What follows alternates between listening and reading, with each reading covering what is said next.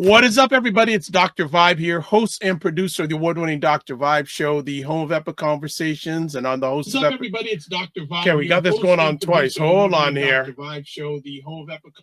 We got that. You don't want to hear me twice. I ain't that worthy. All right. The host and producer of the award-winning Dr. Vibe show, the home of epic conversations, and on the host of Epic Conversations 2018 Innovation Award winner, 2020 Best Podcast News Award winner given out by the Canadian Ethnic Media Association. I also co-host and co-produce the only online show in the world for dads and fathers. It's sponsored by Dove Men Plus Care, and being part of that team, reached out directly and indirectly to over 400,000 dads, fathers, and male caregivers around the world. And you are hanging out with Sadat and brother Kofi and myself at there we go, Black Men Can Talk, a show where Black Canadian men come together to have real unfiltered conversations about life, culture, and community. Brothers, what is up? We in the house, family. Peace and blessings with everybody as well, enjoying themselves on this Sunday. It's getting a little chilly in the dark. A little chilly, but we here to bring some heat. We're here to bring some warmth. We're here to bring some love. So looking forward to today's show. Very, very dear topic to myself, brother Paul, for sure. Like, we've been in this space for quite some time, and of course our cherished guests. So we're looking forward to today's conversation. Good. What's going on, Sadat? Good evening, everybody. Hey, great to be here, family. Again, this is Sadat from NSA Community. I'm happy to be here, man. To share a warm space with my brothers, because outside is mighty cold. for the rest of this month. So the warm space with my brothers is needed, and for the folks that are listening out there, we're ready. We're good today, and of course we have a special guest that'll be coming through, which we'll talk about later. But I'm more than pleased to be here. Good to see you, Kofi. Not on the road. I'm not on the road today. What's wrong? That's why I screwed up at the beginning a little bit. That's why I'm expecting you guys to be in a car or whatever. You're in a yard. Maybe me. You know how cold it is when these two brothers in their yard. You know that. You know that. You don't know that, bro. You know no that. Joke. That's facts. So let me ask you, gentlemen, about a few conversation topics as Tuggs gets comfort in. Have you been in any attention to this whole TikTok controversy? Have you put your head inside any of it? And you know what? It's not even me, but my youngers, my children, they were having a conversation, or I can't say my children because some are like two young adults, but they were having that conversation, and it was interesting because they were going back and forth between themselves around, on one hand, how a lot of folks feel, especially younger folks feel like, this is like a necessary thing, right? Like, it's like water, it's like air, right? That people need it. And if it goes away, how are they going to deal with it, socially? One of my sons was saying how, like, people don't go outside anymore. Like, back in our day, socialization was about going outside. It was meeting at the park, meeting at the basketball court, jumping on your bike, going by the creek.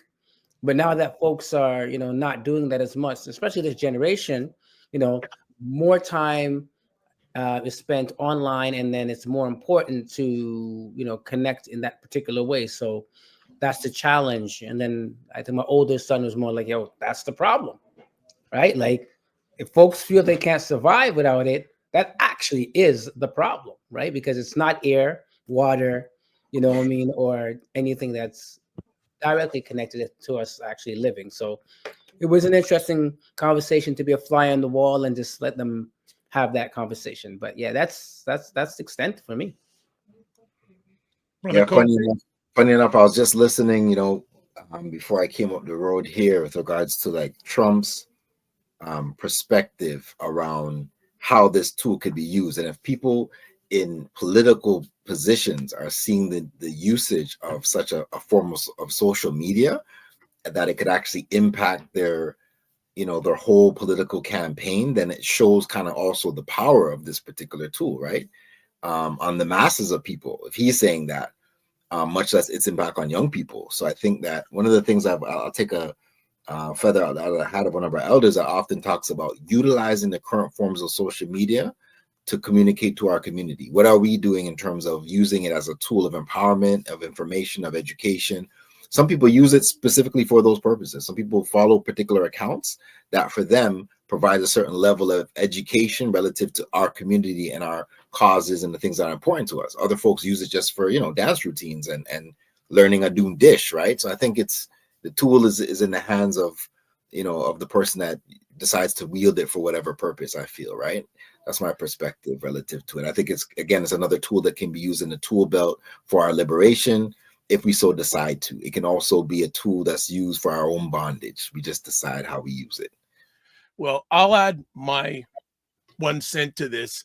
You mentioned that incoming president who's going to be in there tomorrow, how he flipped about this subject, because 4 or 5 years ago he said it should be banned, but now, because he's leveraging, especially for his own personal worth and money, it's like it was shut down, but it's back up again in the States.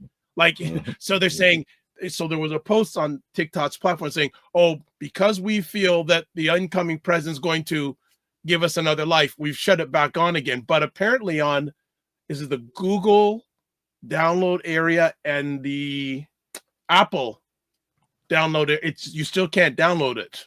It's still blocked. But it's live, I think, for access. So I think that's really interesting. Another quick conversation topic that's been blowing up from what I've seen online, especially on Instagram today. Snoop Dogg, Nelly, and Killer Mike performing for the president and all his friends this weekend. Wow. And it was funny because I saw a number of posts here a number of years ago. Was it back in 2017? Snoop Dogg saying anyone who performed or is aligned with that Trump person's name, that he really cursed. He said he cursed them out, basically. Really? Yes. And now it's like people are saying, holy smokes, this guy was cussing out a few years ago, and now he's performing for this guy and these people. Oh, how the tables turn. That's a heavy topic, and I'm gonna listen. It's a heavy topic, and I think honestly we should get our brother to jump in on this. So we're gonna hold it because I know he got something to say. But for me, I'll start with myself. You know what I mean? Sometimes we gotta show and prove, man. You know what I mean? And our actions and our deeds, it really, allows us to know who we are and other people to know who we are. You know what I mean? So I think, as my mother would say, show me your company and I'll tell you who you are. I think with these brothers, unfortunately, they live in a capitalist society. Capitalistic. Come on now. Yeah, man. And they drank the water, bro. Like someone was saying, it's so difficult to not get poisoned when you're swimming in a poison lake. You know what I mean? And I think that's what they're dealing with. And the value, Mike. Yeah, Mike, they got Mike too, man. They got Mike. Yep. No, man. It's the values, bro. It's you know what? It's the value, man. Again, that's it. And that level of, again, who are you? You know what I'm saying? What values are you under? But yeah, man, they're showing who they are, man. But we got a world, we got a world star, Tuggstar coming through. Well, okay, so. We're gonna take a break. We're gonna take a break before we We'll take a break. But so the post on TikTok, going back to that subject, says, welcome back. Thanks for your patience and support. As a result of President Blank's efforts, TikTok is back in the US. You can continue to create, share, and discover all the things you love on TikTok. I wonder how much he got paid for that. And then the whole thing about Snoop Dogg. Oh my gosh. I can't play it because there's a lot of cuss words in it. But if you just probably go online and look at, if you just put in Snoop Dogg on probably any social media platform, enough people are sharing this out. Yeah. Enough people are sharing this out. So that is our appetizer. We got a main course coming up. We got a man who finally, is he back on this side of the ocean? Because man, he was living it up. Yeah, man, I got to ask him how much weight he gained because he was eating out enough. Every time he was going in restaurants, he's laughing. He knows what I'm talking about. He was enjoying some good family and food over on the other side of the ocean. But we're going to take a little bit of break. We'll be back in 30 seconds. And we've got a real great individual that you need to hear from coming up. So we're back in 30 seconds. Black Canadians give their takes, POVs, and insights on local, provincial, national, international conversations. Cesar Nadima Musa. What is up, Cesar? Hi, Dr. Vibe. Thanks for having me. And it jeopardizes your ability to sustain yourself financially. 40 programs have been suspended due to the drop in revenue. We see this happening over and over again throughout history. What does that tell you about America? All right, we're back on Black Men Can Talk with Sadat, Brother Kofi Morris, and myself, Dr. Vibe. And this is a place where Black Canadian men come together to have real unfiltered conversation about life, culture, and community. As always, please subscribe to the Dr. Vibe Show on YouTube and hit the notification button. Also, like the Dr. Vibe Show on Facebook, LinkedIn, and Instagram to advertise your business, product, or service on any of the platforms any of us are on. You can email me, but you got their contact information's coming too. And then want to join a Discord group, email me dr@thedrvibeshow.com. So I'm going to let one of you two introduce our friend today. So who wants to go for it? Does a young girl want to go, or you want me to do it? You're in a good position to do so, I think. All right. So we're definitely honored to bring forth our brother in the real sense, a real brother. This young man, I'll call him, is a community worker, an activist, a rights practitioner, a father, proud partner. This brother has been doing some great work over the years on anti-Black racism in the community. He both spans from the UK, where he's had lots of experience working with young Black men and boys, as well as being on this side now living in Canada, where he also has continued that remarkable work of developing rites of passage, engagements, real great workshops. You got to check out the N workshop. Hopefully he tells us a little bit about that. But all around, strong brother, proud brother. We want to bring on our brother to the show, Mr. Tuggs. What's up? Are you still up? Good, I'm good, family. How you guys doing? Good. Are you on UK time or are you on Toronto time right now? No, I'm on Toronto time now. Okay. Why bring some of that food back over to us? You crazy man! You have too much fun over there. Yeah, you're right. Way too much food. I'm finding myself at the gym right now.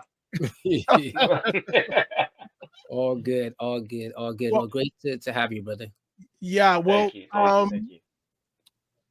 you. I'll just start in. Can you share your journey and what inspired you to work with Black boys on an international level? Oh wow. That's a great question. It's one of those questions you can answer from many different perspectives. But I know we don't want to be here all night. So I got time. I don't know about anybody else, but I'll make the time. There you go. Okay, so I started doing performance spoken word poetry, which is where Tuggstar comes from. And during the course of doing that, you always get requested to do workshops at schools, do workshops at youth centers, and I started to get those requests. There was an assumption that if you're good at doing poetry, you can automatically engage Black students or students in general. Wasn't always the case. That's again another practice you got to learn and grow into. Though I had a friend of mine who was part of a rites of passage program, and he asked me to become a mentor of the program, which I did. And I went to the graduation here, you call it initiation, and I was just blown away by the seeing the journey of the young men, and I still don't truly fully understand it till I went away as a volunteer to the retreat. And then when I understood what was happening in the retreat and how these elders were working with these Black boys, I never seen anything like that before. The engagements, the challenges, the expectation, and how they were expected to grow, um, and the vehicle that enabled them to teach these young black boys from all over London. They were now given a framework whereby they can now inject an understanding of African history, African culture, um, test their character, develop their character, push it to the limit, engage with elders in the community. I just never seen that before, and after working. Um, After just working from being a volunteer, I was just fully in. I always said I don't think rites of passage is an answer. I believed, and I still believe it is the answer. In being able to understand the principles of African society and African history, and to be able to understand it in the context of the box that we're working with, whether it be UK, US, or Canada, but to be able to infuse an understanding of who you are, what are you all about, and what is your purpose of being here. Yeah, so that really inspired me. I learned so much from the elder brothers that were on that were part of the process that it really just inspired me to want to do more work with black boys. So I went from there to working in schools, working as part of the community, um, and then coming to Canada and doing some of the similar work. That is his own journey, but yeah, in a nutshell, that's why I wanted to work with black Nice, nice, gentlemen. I can go on. I got questions, but keep on going. boys. Sorry, I was muted. So brother Tuggs, Go ahead. for many of us who have not, well, some of us have not traveled to the UK, so obviously, we may not be as familiar with some of the dynamics. So can you maybe share some of the challenges that young black boys or young black men in the UK were experiencing when you were working with them? Like what kind of things um, were they experiencing? Um, Okay, before I answer that, one thing I should say, and I'll probably best to be able to give the comparison, is how similar the two societies are with regards to the black community. Now, there was a level of ignorance that I had with regards to the black Canadian dynamic when I first came over in 1990. Six. The first time I came, but I was in Ottawa, and then afterwards I came and spent a year in Toronto in the year 2000, and it must have been about 4 or 5 months in to being here. I realized and I was kind of bored of being in Toronto, and I was just like, why? This is a whole new country. Why am I bored? And I remember walking down Queen Street, and then all of a sudden it dawned upon me that this place and society was just so familiar to London. So it felt like I jumped on a plane, traveled 8 hours and didn't really go anywhere. So the people that I met reminded me of the people in the UK. Then when I started analyzing the society, like when I first came, the assumption was that Canada is similar to America without the violence, without as much violence. Um, After being here for a while and getting to know the people, there was very little translation that needed to be done with regards to how I spoke and my reference points, the archetypes of individuals. They were like direct. It almost sometimes feels I'm in a parallel in a parallel life as opposed to a different country, a different space. And then when I started analyzing a little bit more, there's the legacy of the fact that Canada was essentially founded by British and French, right? So the closest country to UK is France. So therefore, there's always got to be that shared history between UK and France, as is this a shared landmass between people that descend from France and people that descend from Britain. So therefore, this was essentially a British colony. So the way that the society was structured was based identically towards to Britain. When you look at the state of the immigration um, in of the black mass immigration following the Second World War, the Caribbeans were the first, the Black Caribbeans were the first of the immigrants to land in the United Kingdom as an invitation from the British government to help rebuild Britain after World War II. So the Caribbeans came over. It was Jamaicans, Trinidadians, Guyanese, St. Vincent's and Kitts. All of those countries, of those nations ended up coming over to the UK. Um, this was in late 40s, early 50s. So 10 years later, Pierre Trudeau did the same thing where he invited Caribbean folks to Canada in order to set up. So therefore, we've got similar societies that are taking place. Africans started coming to the UK en masse probably about 10 years after the Caribbean started to come in.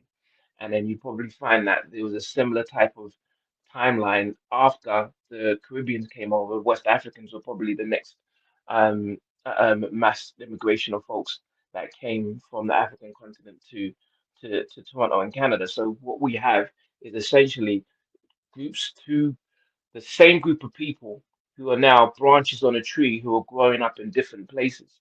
And it's kind of, I found it astounding the level of communication and collaboration of the two societies when it comes to black progress was very, very little and very, very limited. I think it's probably a little bit more now, but it's still not as much as it could be and it should be, considering there's so much that is shared both culturally, politically, and socially. I just want to interject. If anyone's watching live on the Dr. Vibe YouTube channel, I've just put up a poll, and the poll is, are you concerned about the future for Black boys? So you have a choice of yes, no, or uncertain. So if you're watching on my YouTube channel right now live, I'd encourage you. We'd love to get some interaction, but also ask Tuggs lots of questions. Kofi, you haven't said anything yet. If you don't, I'm going to. So you better get in. Can't hear you. Feel free, Dr. White, feel free to jump in. You don't know I have questions, so you go. Okay, so then, just building on what you shared, Tuggs, what are the common challenges that Black boys face, regardless of geography, and how do these challenges differ in various cultural or societal contexts? Okay, so you have the fact that there's the growing up in low income households that is expanded by the low um, economic vibrancy of the communities that they're from. There is the issues with the educational system, the lack of inclusion in the curriculum of not just Black history, but understanding life from a Black perspective. That is a major a gap within Black British society.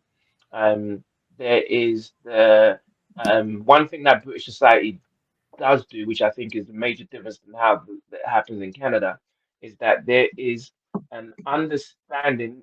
I think it was something in Toronto, I should say. I won't say the whole of Canada. Less now in Toronto, whereby um, there's an understanding of Britishness and what Britishness is.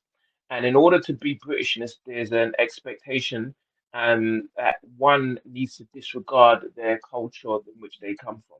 So therefore, you are British, and therefore you cannot claim an allegiance, alliance, or a cultural connection to your parents or grandparents' homeland. You now have to accept the standards of what it means to be British, and from a Black perspective, that really means a white British. Um, Whereas here I found in Toronto, there is, especially over the last 10 years, there's been a strong advocate of trying to understand and embrace the culture as well as the people and the person overtly from an overt perspective. So what that did as a result was that it was very much a challenge in Britain for Black organizations that would openly speak about African history and African culture, and Black history and Black culture to progress. So as a result, the volunteer sector was where you'd get a lot of the great work that was being done from a Black perspective, and it was and the public sector grants and financial support was not given to organizations and organizations and groups that were openly proud to be Black as well. And this came as a result of many of the conflicts that happened in the 70s and 80s. So when the first generation of Caribbean folks specifically were being born in Britain and they were X'd out of the society, and as a result, there was an increase in unemployment. There was an increase in disenfranchisement. There was more anger.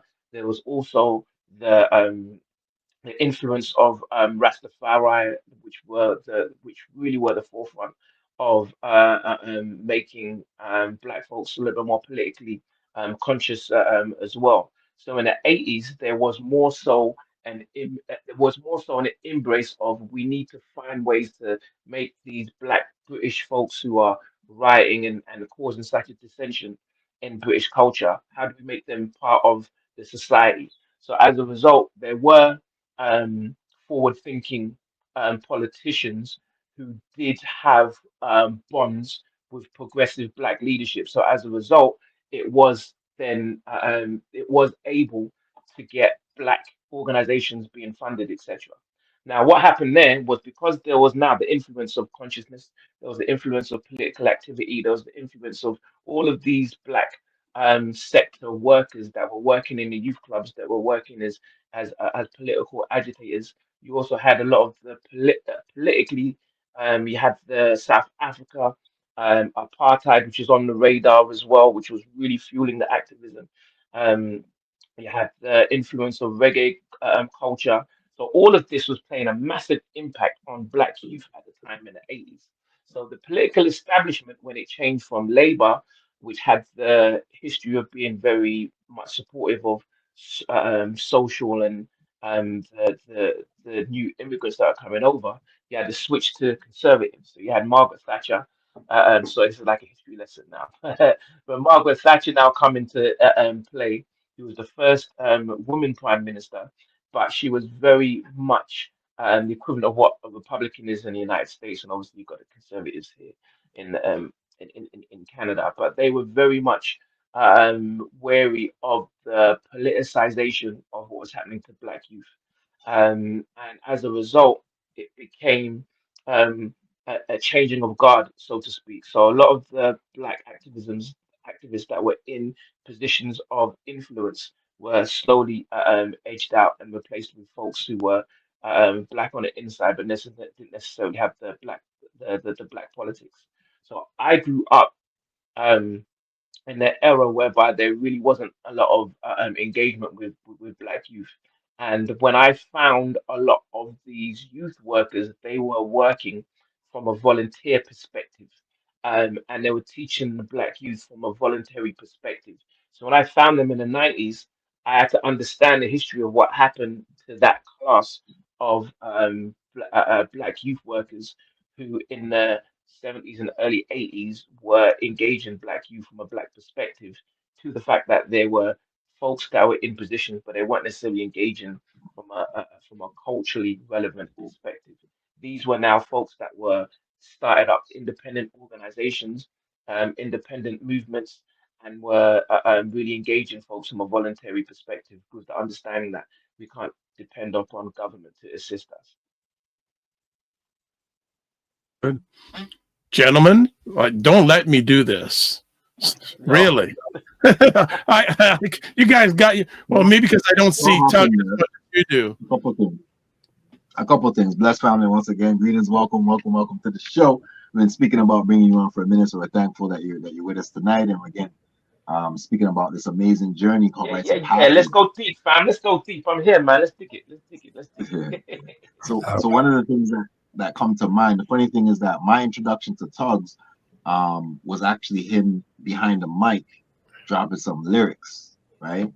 And my thing that I was just gonna, kind of pull out is the impact of Black youth understanding that their voice means something, and essentially connecting personal identity to rites of passage. Like, what are some of the things you've actually worked with young sisters, you work with young brothers, you had experiences on both sides? What do you see as, the impact and the importance of young people having a voice, and how does rights support that? Mm, okay.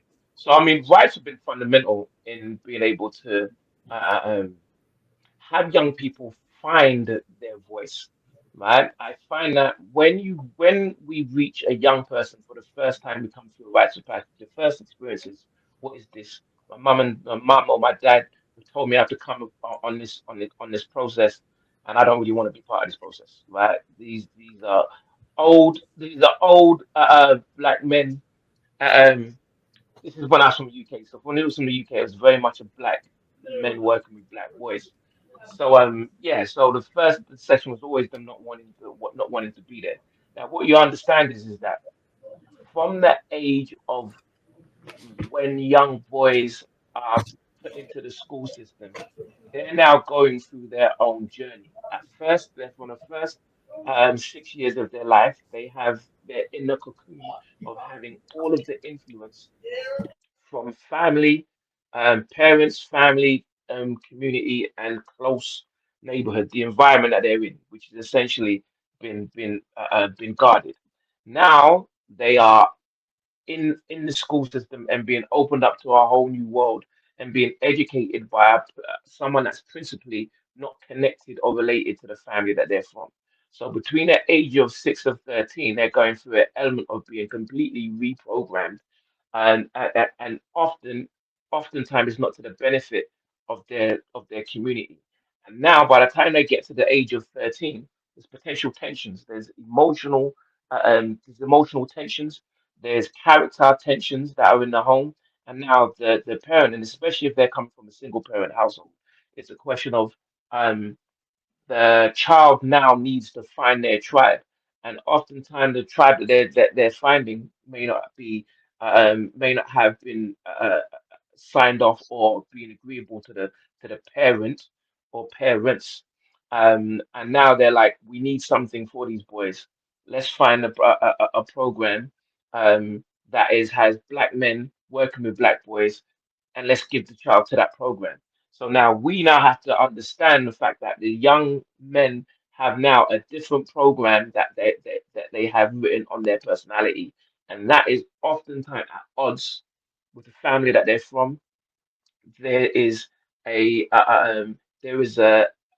experience in school which is oftentimes not productive to who they are as their children. So when we meet them as facilitators, as community workers now working with the young child, there's an element of a dance that we now have to do, which is number one, earning their trust, number one, engaging them, number two, engaging them, number three, recognizing that we're not your parent, but we are someone that cares for you, and we're able to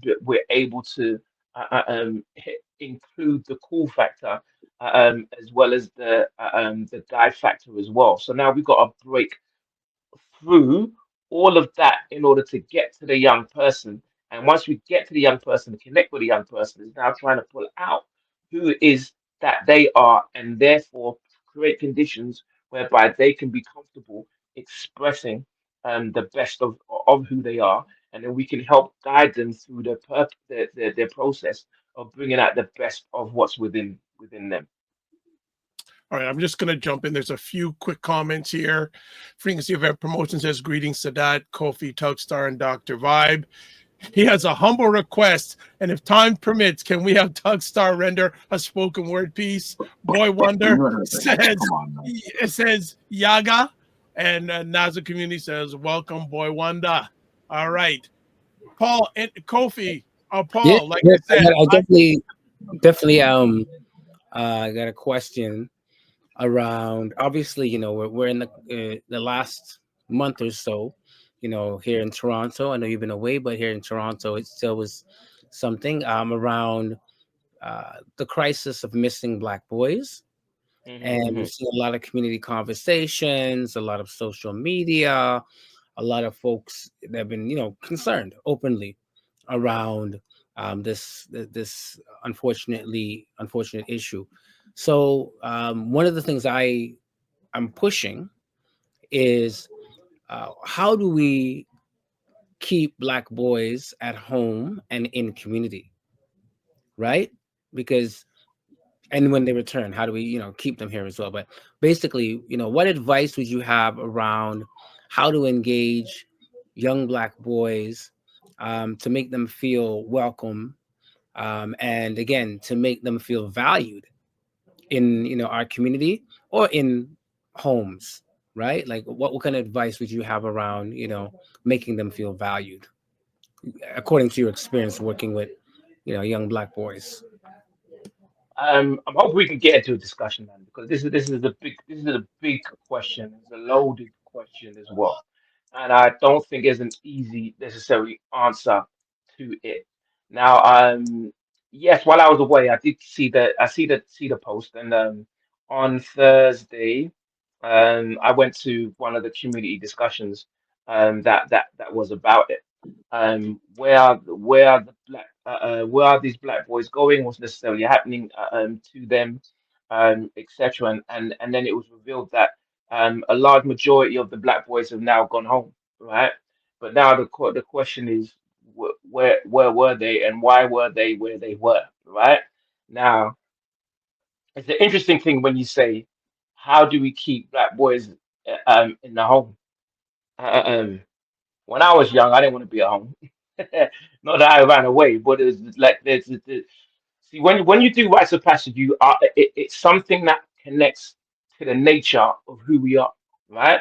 And when you reach the age of 13, that young man now, especially when it's a young man or a young boy growing to be a man, he's got an energy about that person, right? There's a warrior element to a lot of boys that oftentimes is not exercised, and oftentimes that young boy needs a cover, needs a group, it needs to be validated, and they go through their journey that usually starts at the age of 13, and you can't keep that energy locked up inside the home. You can't. Hmm. It needs to express Agreed. itself. Agreed. Now, what now happens, and it's a cultural thing, in a sense that we have come to these countries, whether it be UK, whether it be Britain, or whatnot, and there has been an expectation.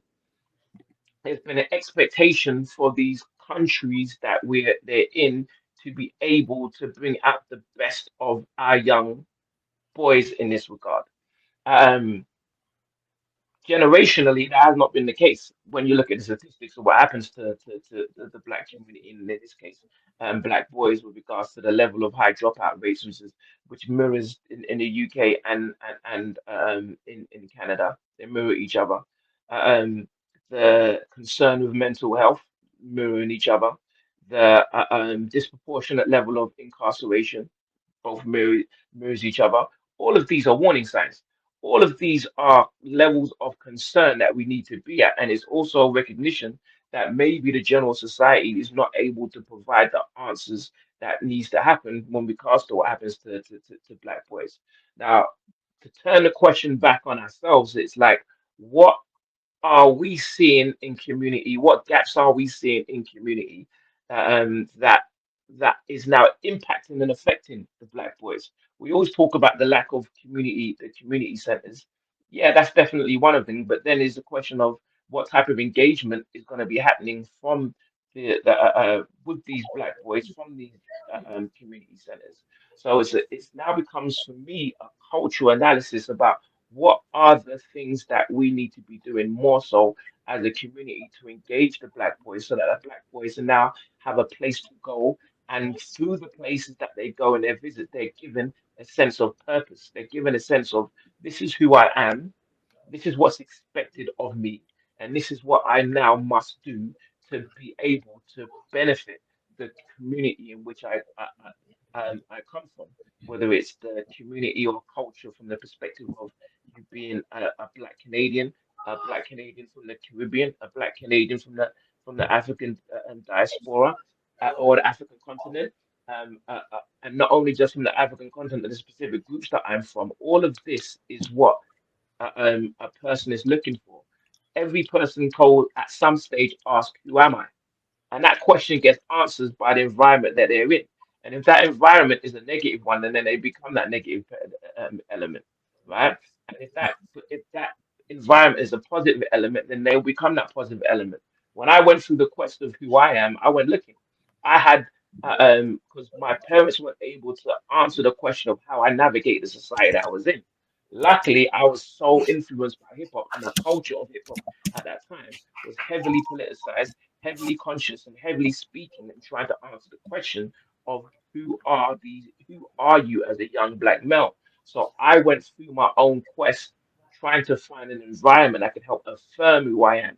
Now, that still happens. The young people are still looking for that. They're just now giving different answers than the ones that I was given when I was young. And that different answers may not bring out the best of who they are, and it may create more problems. So as a result, we end up dealing with the problems and never dealing with the core of how we now reshape or navigate that quest that the young people are on. Right. I want to jump Go in ahead, here. go ahead, Dr. Vibes. Go. Yeah. How does systemic racism, stereotypes, and societal expectations impact the development and self-esteem of Black boys? It impacts black boys specifically when there is no counter to it, right? So Mhm. if they're in a racist society, right, and the system has confessed that it is a racist society based upon the statistics and the data that gets released, we recognize we're living in a racist society. Now, when we open the door as parents and have our children leave our homes and enter in their world, what we're doing is that we're sending them into a racist society overtly and subconsciously racist society. So they're picking up these influences throughout their whole entire day. Now, they may not overtly have ever discussed it, but once you go to a school and you ask young people about their experience with racism, they start talking about the microaggressions. They may not have the language for it. They start talking about Mhm. microaggression. They start talking about the perspective of teachers, the perspective of their students. They're picking up racism. They're in the racist world. And when you Mhm. now ask them about elements of Black history, they have no idea. Many of them don't even realize that they descend from enslaved Africans. They have no idea. So they're totally unprepared for the reality of the world that they're facing. And so systemic racism, for those that know as elders, we recognize systemic racism as a fact. And the reality is the young people have not been given their armor to navigate the racist society world. So they're literally let lambs to the slaughter because there's a desire to have our young people excel, to get on and not have racism be something that they carry on over their shoulders. And in doing that, I feel that we haven't done our young folks to giving them the protection that they need. So they're going to find a way to be able to manage that, and they may find their way without being informed. Like if we look at the example of this just came to me, but if we look at the example of the United States, the reason why the Crips were formed was because they didn't have the political guidance and mentorship of the Black Panthers. The Black Panthers were dealing with were dealing with the system in an overt, violent way. And at the time, the Black Panthers said, we can't be having young people part of this movement anymore. It was way too dangerous. So the young people at the time would decided, well, we want to emulate what the elders did, so they formed their own little groups, CRIPS, CRIPS, Community Revolution in Progress. So they had the understanding that we're supposed to Say be that again, brother. What's it stand for? So people hear what CRIPS, CRIP stands Community for. Revolution in Progress, right? All So right. it was like we want to be able to emulate what our elders and the Panthers did, but we don't have that politically savvy and that education. So and they ended up just becoming bullies on the block, as opposed to this group that are going to have the political understanding, mentorship, and guidance from their elders. So the way they expressed their youthness was through violence, as opposed to that direction of that political energy and the understanding of their history and culture, which gave the Panthers a foundation of this is now what the foundation of this is how we now impact the community because we recognize there's a stronger purpose. Now, take that purpose away, you just get some bullies on the block that want to do something political, but they don't have that mentorship or that guidance in order to do that. Boy Wanda has a question. What is this rites of passage thing? And why is it important for our community? So I think you're probably the best person to answer that, Tuggs. I don't think I'm the best person to answer that. I think Well, there's out of this best here. people on this platform.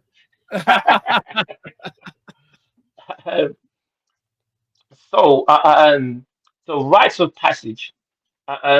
It's an ancient practice. It's an ancient practice. So rites of passage, to strip it down, it is a process that allows boys to become men guided by elder men of the community. So, same thing happens with other genders, where it'll be girls coming to women, etc. It is essentially a process that gives the young person a foundation of who they are, where their background is, what is their journey of their people, what is the current environment that they're now currently in, and how do they successfully navigate it, at the same time having the guidance and protection of the elders of the community who are given the responsibility of guiding them through that process as well. Okay, thank you for that.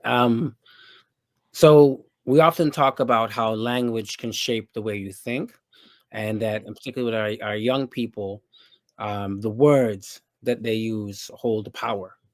I know you do some work around the N word workshop, right? And of course, the N word is the igger word, right? We're not trying to get banned out here on these social medias, but can you explain to folks who are not familiar the N word kind of workshop and kind of the rationale behind that? Yeah. Okay. So I just said before, I'm a poet, so I always appreciate the strength and the power of words. And one thing I found really interesting over the years was this the expectation that if you're black, then you sign up to using the N word, right? And what I realized was is that people were using it and didn't have the understanding of what it actually is, where it comes from. They couldn't really define what it was.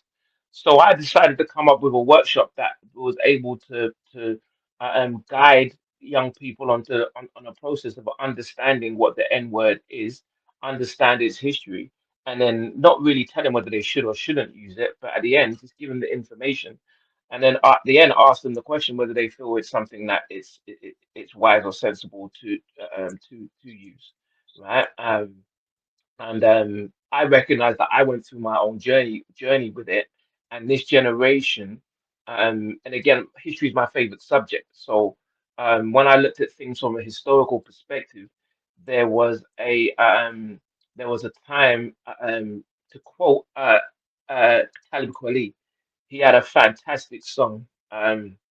It's called Four Women, which is a rendition of Nina Simone's Four Women. So he hip hopified it. And in it, he says, we went from the N word to Negro to colored to black to Afro to African American, right back to the N word. And that cycle of life was amazing. So now we're back to using the N word, but we're using it without understanding the historical context. So I wanted to provide an entertaining, not a dry workshop, but somewhat of an entertaining workshop that expresses and that provides the history and background to the N word. And then I did a part two as well, which talks about hip hop and the N word, because there's always the argument that the A makes it a different word than the ER, and the A means my friend. So I said, well, let's do a whole analysis on hip hop and the N word, and let's express that as well. Um, I think my generation went through we asked the question. We asked the question, should we or shouldn't we? I distinctly remember speaking to a man at the time who was like a mentor to me. Um, and I was like, yeah, Tupac said we should use it. Tupac says N-word means never ignorant in getting goals accomplished. So yeah, I think we should use it. And he just asked me, well, why don't you use something else? And I was trying to defend the N-word. He goes, yeah, yeah, but if you've got so much you've got so much power to be able to select a word, why use that word? Why not use someone else? So I thought that was an interesting point. So that really arrested my promotion um of Tupac argument. But I think we went through a period whereby it was a debate and a discussion, and that was in the ether as well. Some rappers used it, some rappers didn't. But then when you look at this generation in connecting my generation to this generation, that argument was lost because this generation now have no understanding that there was actually one point where there was a discussion. And Mm. at least that discussion, you can at least understand both points and come to your own decision. Like I always say, just because I have there's people smarter than me that advocate using the word. I've heard Mark Lamont Hill and Michael Eric Dyson advocate to using the word. Like these folks are smarter than me. I just come up with a different conclusion based upon understanding the same similar information. Shay, thank you very much for that, brother. Looking forward. So, again, I know you just put it up there, Dr. Vibe, but if anybody's trying to, connect with our brother Tuggstar, more interested and want to learn about this workshop part 1 and 2, please hit Well, them up. listen. Let me say, I'm actually trying. I'm actually engaging in conversations at the moment with C to be able to do it for Black History Month. So I really want to do that All right. that workshop for Black History Month. So All right. Well, let us yeah, know. Let hopefully us know. by the Keep next us week in I'll the be able loop, to bro. do Keep us in the it. loop. I want to ask, how can parents, educators, and mentors help Black boys develop emotional intelligence and resilience? Have conversations, I think, is the first step.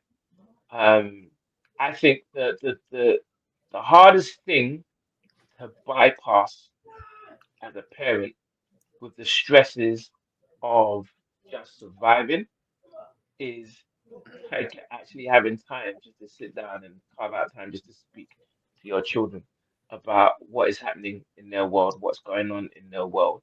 Um, and to provide an environment where they feel comfortable in talking. I know I find it challenging because you're just working on the responsibilities of the home, the responsibilities of your work, and and the desire to as well just want to recharge your batteries and just to stay still and chill. But there is an importance to be able to carve out that part for the children to really find out what's in their head, what's going on in their world.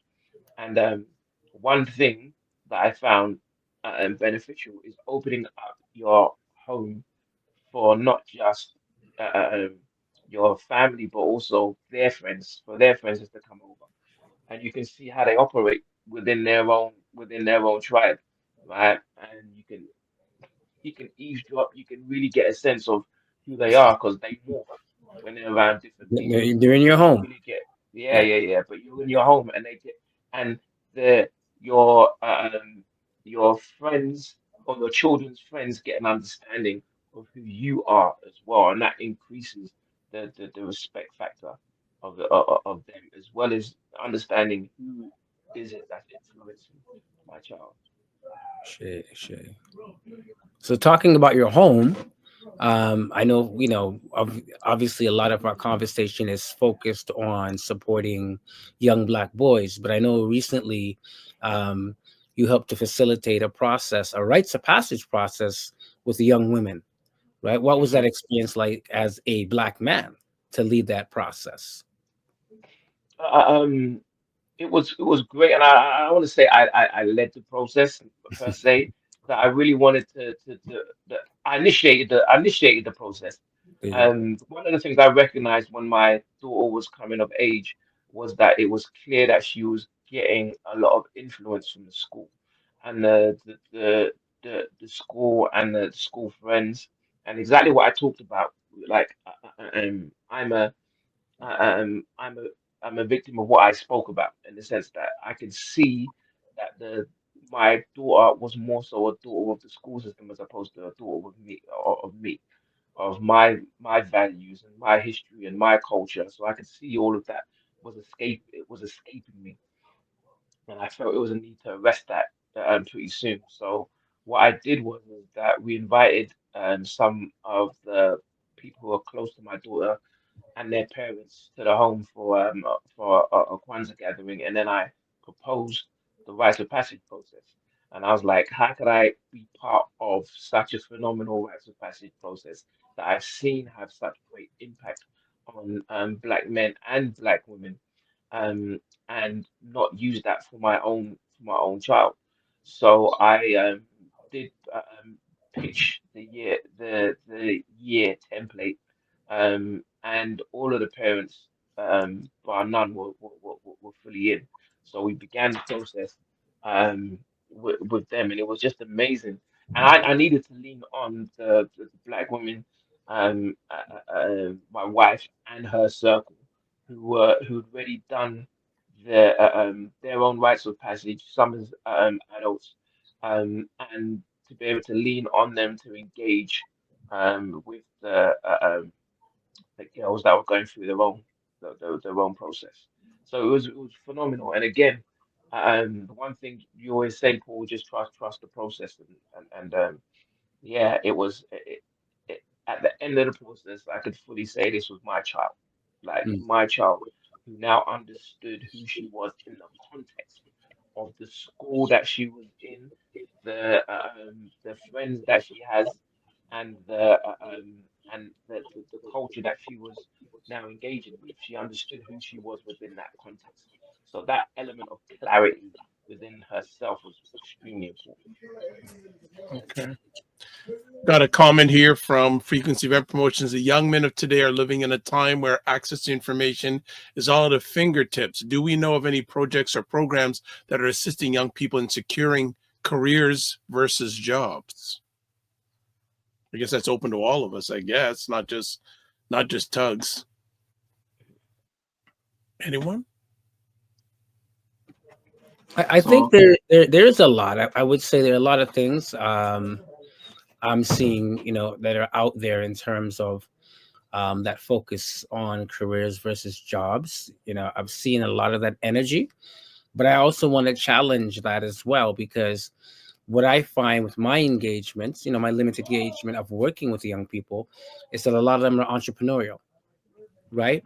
Or the workforce has shifted where, let's say you're working in tech and you're more negotiating your skills with a quote unquote employer, right? So I think that to prepare our young people, and I will say, I'm going to go even say specifically our young boys for this new world, I encourage people to master what you want and then teach what you know, right? Because let's just say some of the same experiences that Tuggs might have been referring to, they could be in the school, they could be in the workplace. We know that, racism is very systemic in all the sectors that we look like. And then we look at, our black boys specifically, they're usually on the worst end of all that. However, sometimes a level playing field is if you're working for yourself. So that job that you can't get at the mall because, you look like whatever, or you come from a particular neighborhood as a young black man or a young black woman, I would say as well. If you're working for yourself and developing your talents and doing your thing, then you kind of, reduce some of that impact when it comes to, that part of racism. But also, you've got to be prepared to, to be entrepreneurial in any way to really to get ahead. You know what I mean? So I think that, there's been a lot of work on careers and jobs, and I'm gonna say, like that's for some people, but I think there's definitely a segment of our population, and in particular, let's say it's a young person that may have been in contact with the criminal justice system, or a young person that's a new immigrant, right, that cannot access traditional work, right? But many of them are brilliant. I seen, for example, Boy Wonder. I'm going to give it up to you. He put on a conference recently for that to address a lot of the young African immigrants that are coming to Toronto. And one of the things I loved about the conference, just a little thing, is that there was a gentleman, a black man, that was he films it. He does, like, the streaming and all that kind of stuff. And they approached him and said, "Hey, we have some folks here. Obviously, they can't access the work field because they don't have their work permits or whatever the case is. But would you take on this young person who has the skills? They know how to do a camera work or whatnot." And right there in the conference, that person had had an opportunity. And you know what I mean? So I said, sometimes we have to look at what else is out there, right? Because not everybody's going to do the 9 to 5. Not everybody's going to do that. And in fact, some of us, most of us in this conversation right now, are not 9 to 5ers, right? So I just wanted to add that piece. All right, it's good. Anyone else want to add? Yeah, for myself, I'm really, really worried and concerned for the next generation of black boys, black community in general. Like the world is shifting so fast, and one of the things that I put my head in now is understanding some of the shifts of what's happening in society and how society, as we speak, is morphing itself to become a different society, a completely different environment in the next 10 years. Now, I remember when Andrew Yang ran for presidency. Right, he was really an innovative way or presidential proposal he was putting out that I think a lot of people should have paid a lot more attention to. And one of the things he said when he went onto the Breakfast Club with Charlemagne the God, he said, "Did you guys see the Guardian article?" The Guardian article said that the mean household income of the black family in the next 10 or 20 years is going to be zero. It said zero. Because when you look at the advancements that is happening with AI, it's going to go through the working communities like a hurricane and tornado. And the service sector of jobs, which is where a large percentage of black jobs are, is going to be completely wiped out. Now, this was what was it, 7, 8 years ago, about 8 years ago now, and we're now living in the age that he talked about, and it's only going to get more serious. And it's like when you look at the advancement of tech, when you look at the advancement of crypto, when you look at the advancement of AI, this is not being translated en masse to our black working class generation, so they can benefit on these changes that are happening. One commentator said that in the next 10 years, it's going to be the equivalent of 100 years advancement in the societies. That's what's going to happen in the next 10 years. So, so from 1900 to the year 2000, where you had in the 1900s, we were just coming from horse and carriage to cars, yeah, to speed cars, from traveling on boats to get from one country to the next, to 2000 traveling on uh, um, uh, uh, high high speed airplanes.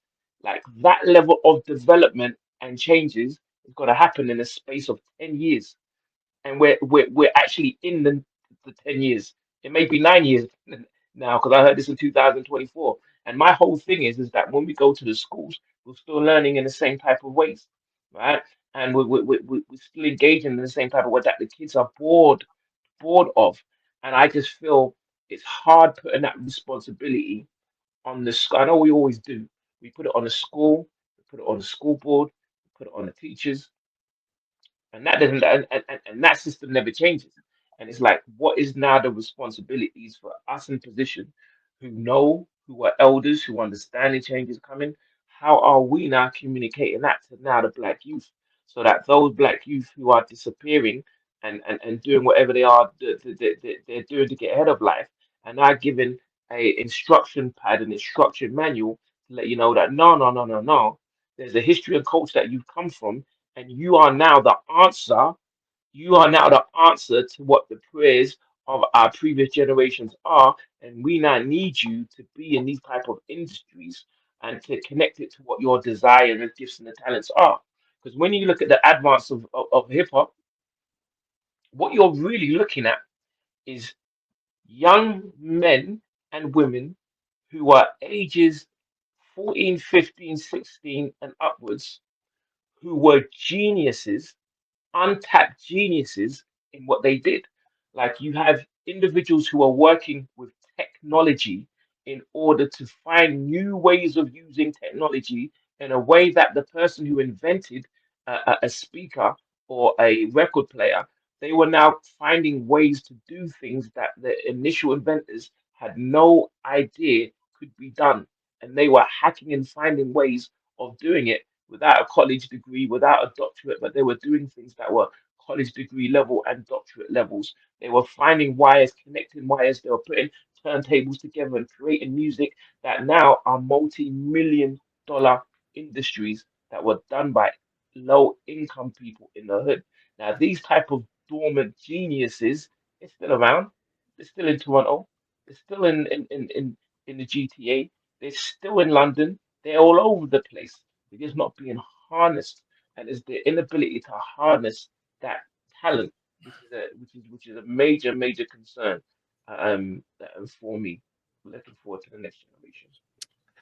I want to respect your time, Tuggs. How much time do you have? Because I know you wanted to go deep, but I don't know if we can go deep with the amount of time you may have, and we probably will need to do a part two. But just want to know how you are with time right now.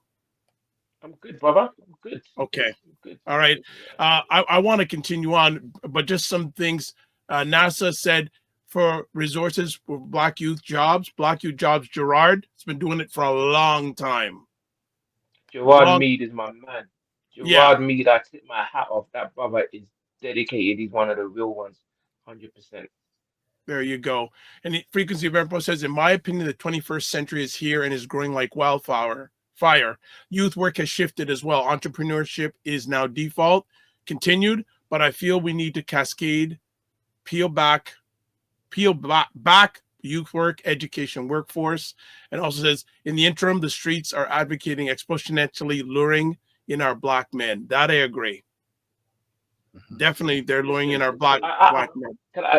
I just want to say something about Absolutely. that, right? I remember one of my mentors, right? He was Elder Pablo. He the same questions that we're wrestling with. He was wrestling with then, and one of the young men said, "Listen, bruh, like, um, I come from the single parent a household. I'm expected to earn money, bruh. If you can let me know how I can earn £500 a month, I'll stop what I'm doing and I'll do whatever you want me to do." Yeah. Like, Love they're it. trying to answer, they're trying to find answers to the questions themselves. And if Yeah. us as elders can't provide them their answers to their questions, they're gonna find it. If they're going to school and school is not speaking to them, like, every parent needs to go and see how is my child actually doing in school. Because oftentimes when I go go into the schools, kids are just a lot of kids, not all of them. A lot of kids are just there, just have no engagement whatsoever. They're Hmm. literally just letting the days go by and they're not advancing in what they need to know in order to progress in society. And the distraction of the phones is completely next level. Completely next level. I mean, to be fair, some people have hacked it and they found ways in order to be successful and entrepreneurial and live through social media, which is connected to their phones. All respect to them. Too often, folks are just using it as some type of thing just to watch videos and to laugh at people, and they're not getting that the productivity in order to excel themselves.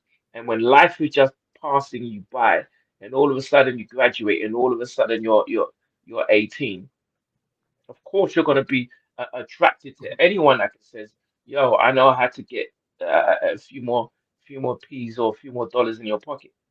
Of course, that's the way.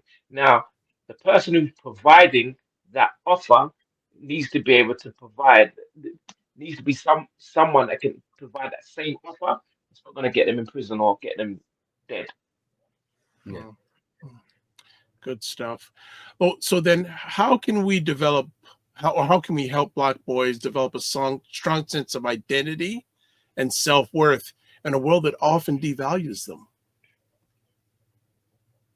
I mean, listen, I said that I think at the beginning when I talked about the importance of rites of passage, I'll be honest. Like in my humble opinion, the rites of passage needs to be something that is systematically employed to all Black people. All people of African descent, regardless of age, need to go for a rites of passage because it's something that becomes systemized and it becomes a ritual part of your culture. So we don't have to go into something whereby we have to get into argument and debate and discussion. Is it good? Is it not good? I tell my kids today, what are they going to be learning? Like all of that just needs to be completely eliminated. And to be honest, we haven't. I don't believe we've got the time to even faff about with oh should we or shouldn't we? I believe it is the answer. And I think it needs to be presented to our community um from different levels as the answer because I don't think we've just got that time to play about anymore. And I think that there needs to be an analysis, a deep analysis of the society, the social structures, because any other community that had the type of statistics and data that we have in the Black community will be considered a state of emergency. And and it's been a state of emergency for a long while now, right? And the statistics are only getting worse. So I kind of want to circle back, and this is for everybody on the panel. I know brother Kofi, what we call a home run hitter, has been kind of silent and taking it in. So I'm appreciate that. But I want to circle back to, you know, what folks are saying about, you know, the luring of, you know, our Black boys, and because, you know, obviously people are offering them money for risk.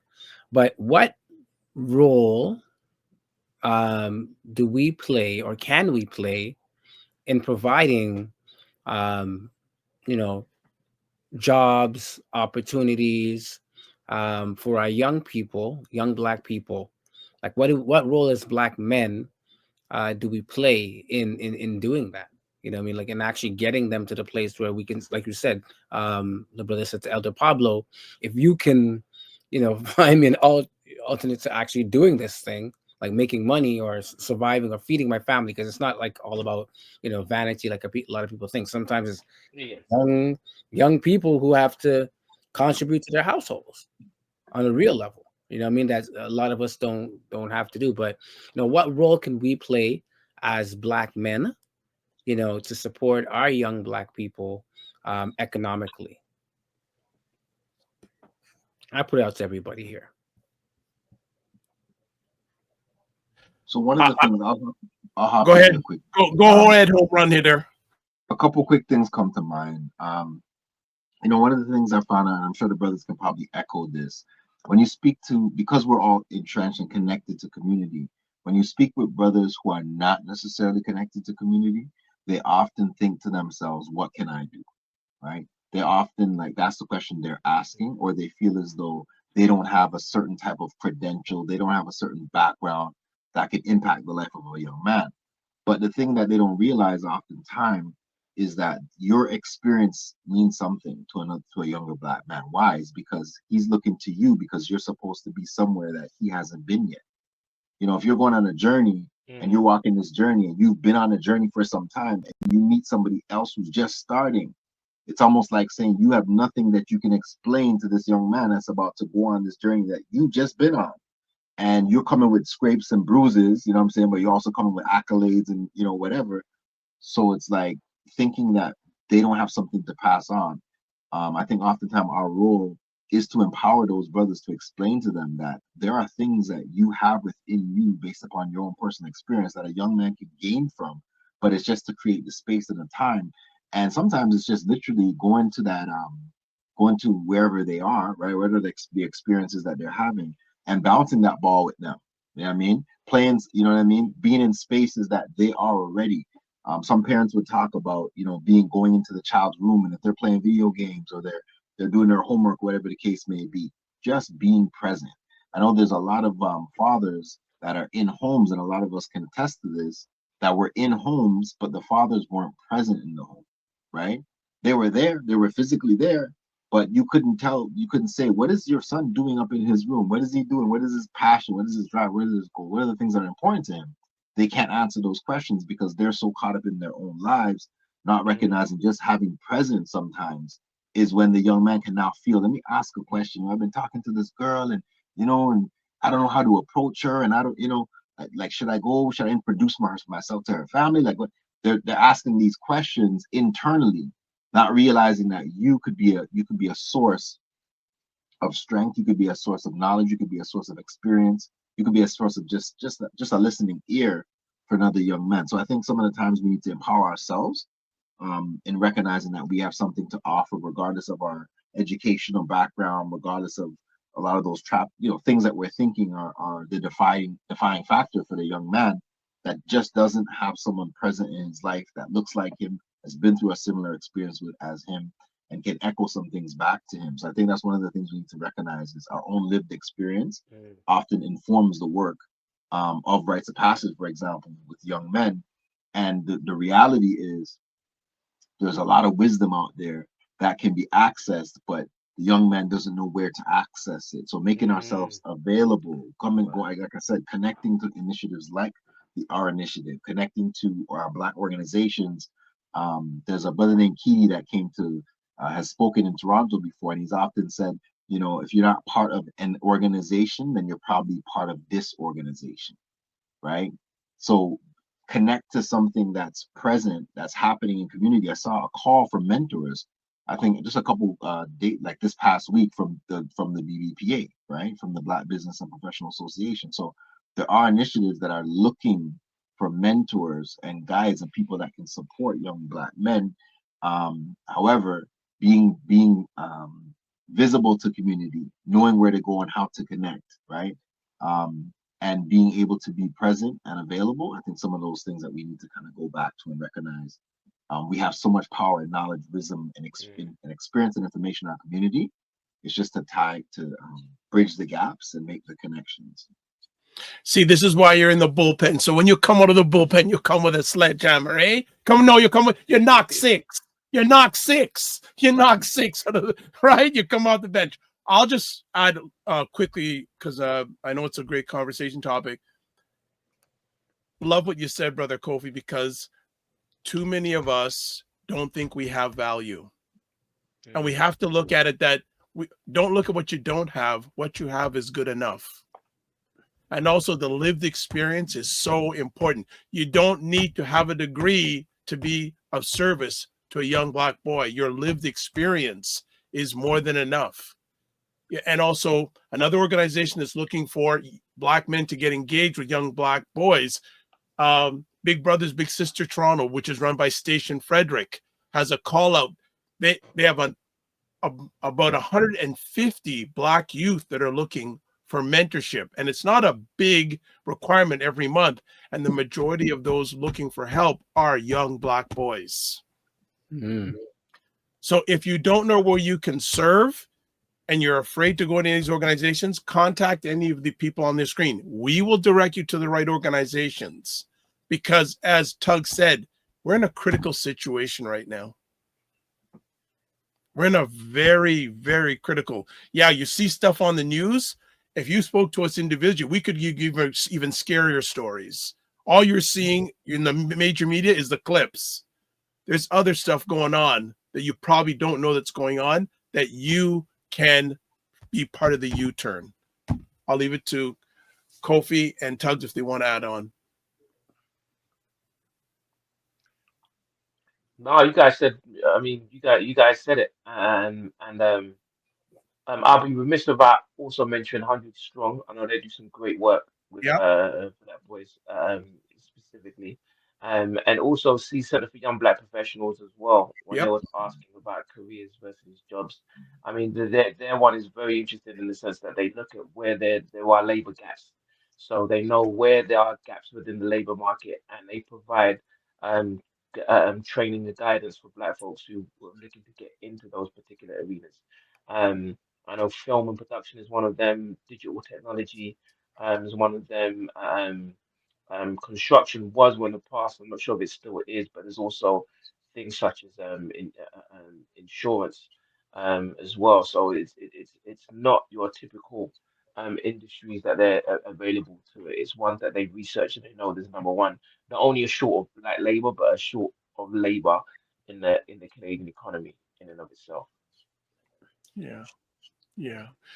Frequency Event Promotion says last two pieces. Please look up Dr. Kwanzaa Jufu. Yeah. And then Paul said, no, he also puts up final piece, read the book, Build It, Don't Talk.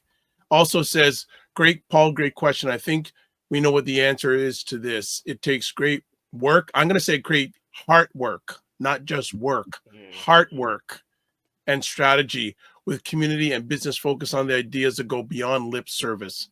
100%. There you go. Frequency. 100%. Gentlemen. This African proverb, I just want to kind of throw this out there, right? And it always spoke to me. And I think it's something that we need to look at. This African proverb that says, if it's something you can correct me if the first part of it, but it speaks about the fact that if the young man or young people don't feel the warmth, they'll burn down the village to feel the flames. Yeah. Right? So you yeah. If a young man is not initiated into the village, they will burn it down just to feel its warmth. Mm-hmm. There you go. Yeah. So think of it in that sense, like what safe spaces are we creating for young men? And the fact that they're absent in a lot of cases, they're looking for that connection. It's the same connection that we were spoken about the Crips back in the day, speaking about the Panthers. Different groups that were affected was because they created safe spaces for young Black boys. So what safe spaces can you be part of creating and supporting? Tuggs, I tip my hat off to Tuggs because one of the things he did is he opened up his home. He said, I have this home, I have family, I have people that will care for the young people. So he opened up his home, and that's where Rite started. And then we branched out to community. So think about how can you be part of something that opens up spaces where young people can feel that warmth so that they don't burn down the village, because that's the situation that we're presently faced with presently. How can you connect? And what can you bring to the table? But sometimes what bringing to the table could just be some hot food as well. It might just be a domino pack. It might be a soccer ball.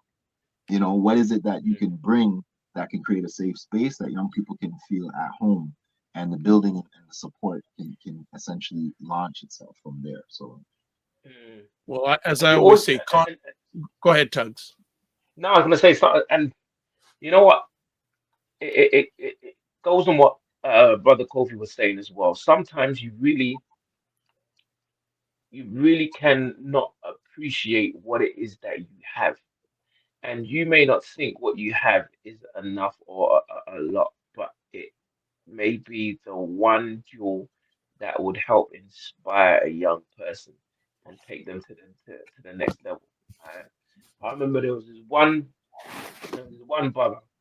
I remember when I went to interview for one place, they said, what is the hardest young person you work with? And I remember the brother's name. I ain't gonna say it now, but I remember the brother's name. I said he was the hardest. And you know what? He wasn't the hardest because he was the most unwilling. He was the hardest because he was so entrenched in a negative world. I mean, deeply entrenched in a negative world that you could feel that negative demons that was in him. Because I hadn't been that deep. I remember saying to my manager at the time that I don't think I'm the best person for him. I think he's best placed with one of our elders. It'd be better to work with him. But he didn't take me from him, so I stayed just working with him. And what was interesting is the level of turnaround that this young brother had was absolutely incredible. And then he'll talk about the impact that I had on him. And this was just through conversation. And one of the things he always mentioned, the fact that I called him a king, right? It's common amongst our circle just to refer to each other. Yeah, oh, hey there, king, you cool king? What's up, brother? You know what I mean? And he always remembers that. And that was like a hammer that was breaking down his previous programming. But it was like I didn't appreciate of all of the subconscious impact that I was having, that I was getting from my elders, and how when you translate it to other people who may not have an ounce of what the environment that you are used to, how much of an impact that may have on them going down the road. Yeah. Right. Right. So that's one jewel I definitely would keep. And on that note, I would say again, our words are power. Our conversations are power, right? We discussed on both ends, they could be the N word, and then you're calling a young man a king. And that sometimes flips our whole orientation because we're like, yo, king? Yo, nobody ever Yeah. called me king. They call me Right. everything else, right? So, me calling you a king may put you in a mindset of, boy, you know what? Maybe I have to act like a king. You know what I'm saying? Maybe I'm elevated that, right? So I think that that's important, and as gentlemen, that are older than some of our young men or young boys, I think we need to, surround them with those words of positivity, elevate them in many of the spaces that are not friendly to them, right? Many of the spaces that they don't want to be in, right? And I think that that's an important piece. And to maybe wrap the conversation. I know Dr. Vibe is going to take us out. Oh, there'll be more. I mean, this is our brother Tuggs. It's part of our family. So you see him now, but you won't see him later. I guarantee. Right? Yeah, well, you see, Tuggs is available to the top hour, but I'll cut it. I don't want to, but I know you other gentlemen really have things to do. I could go on with him till the top of the hour, but I don't want to do it without you both. Listen, Tuggs has some people he has to put to bed. I'm sure they're on the ground. Okay. Daddy.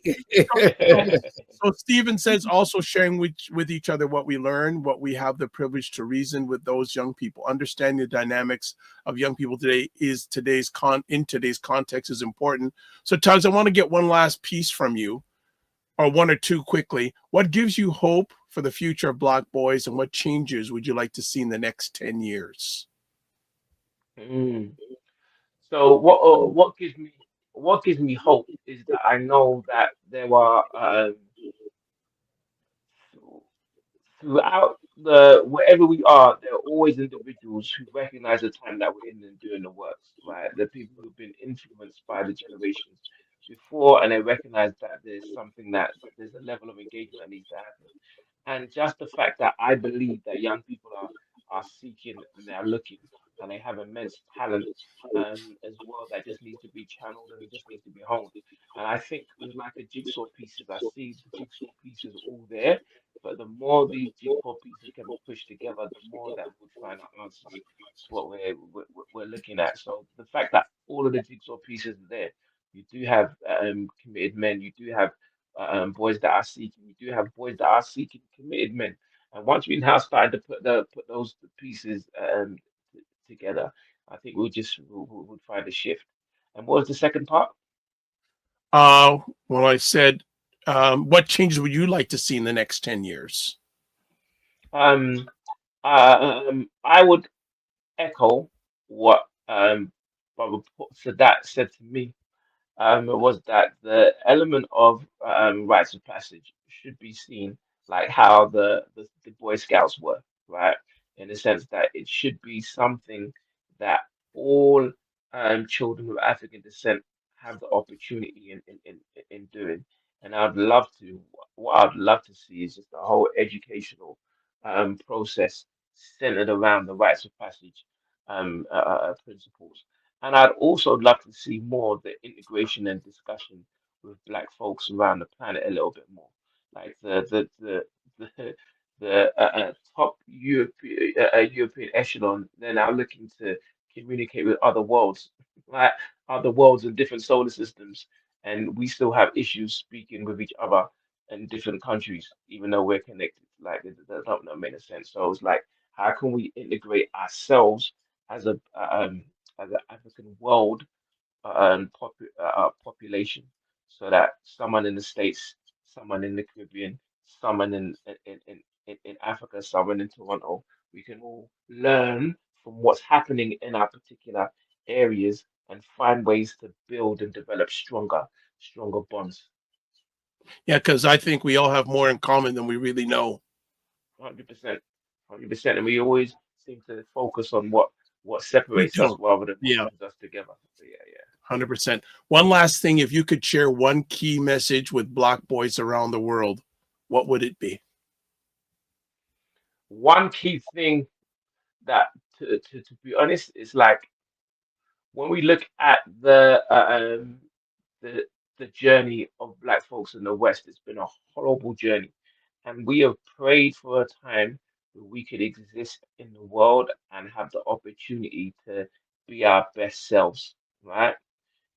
You are the prayer that our elders called into existence, and they have the environment. We now have the environment to manifest their desires. We just need to be in tune and connected and understand that there's a purpose that they need to fulfill that is currently being unfulfilled.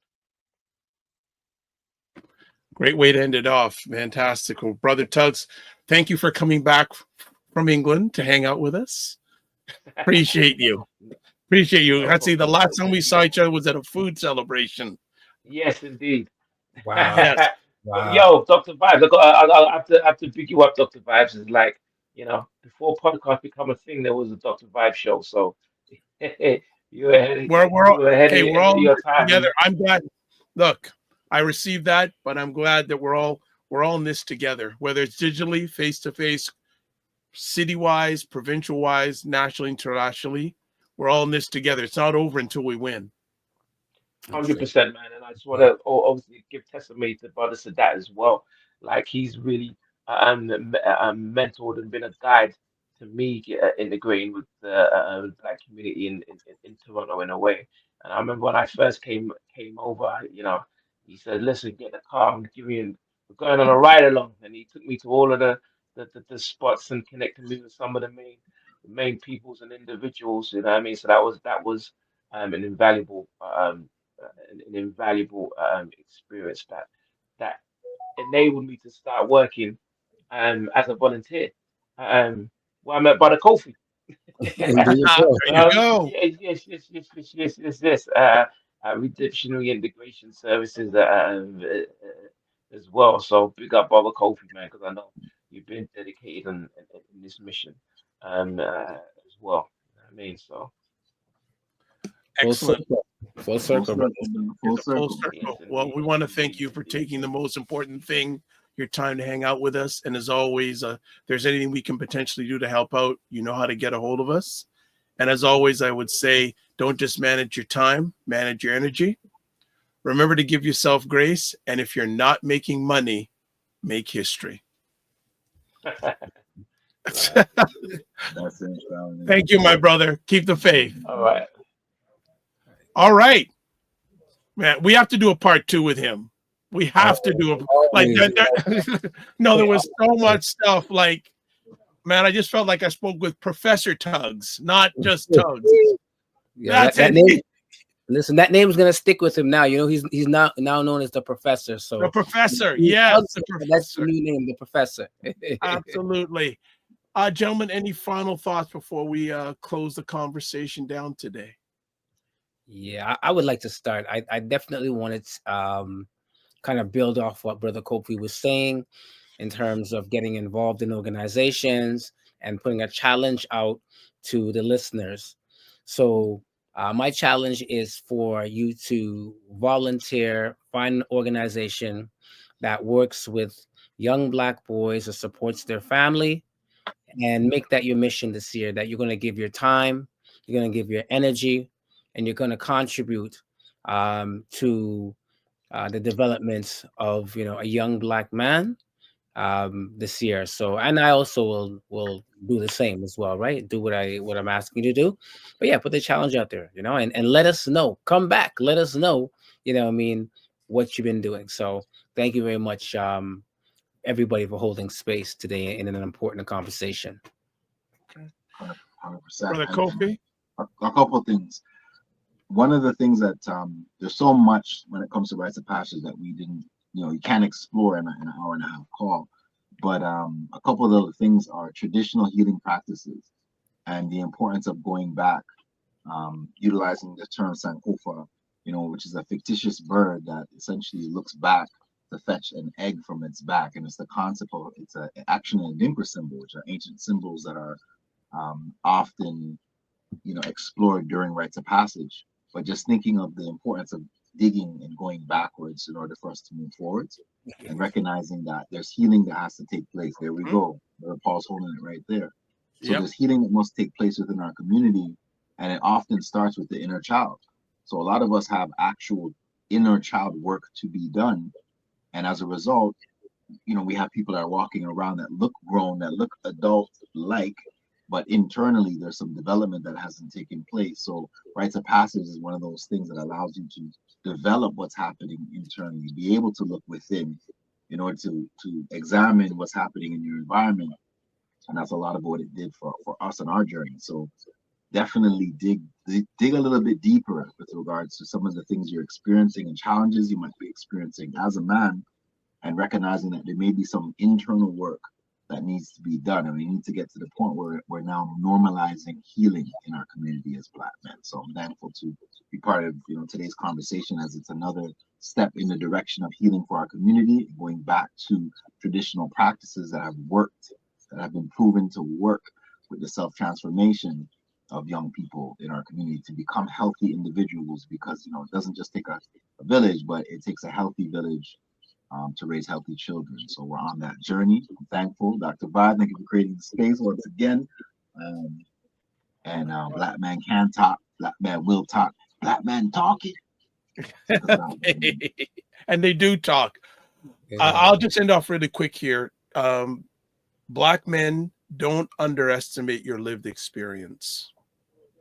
And we all need to do the work, but don't have that hold you back to share your story with a young Black man, because they need us. They need us even more than ever. So I just want to put it out there that I believe that almost everyone has $100,000 story. Just most people don't want to share it.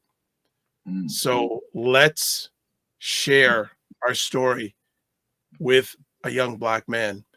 And even though share with other Black men, young, old, other Black men, just share.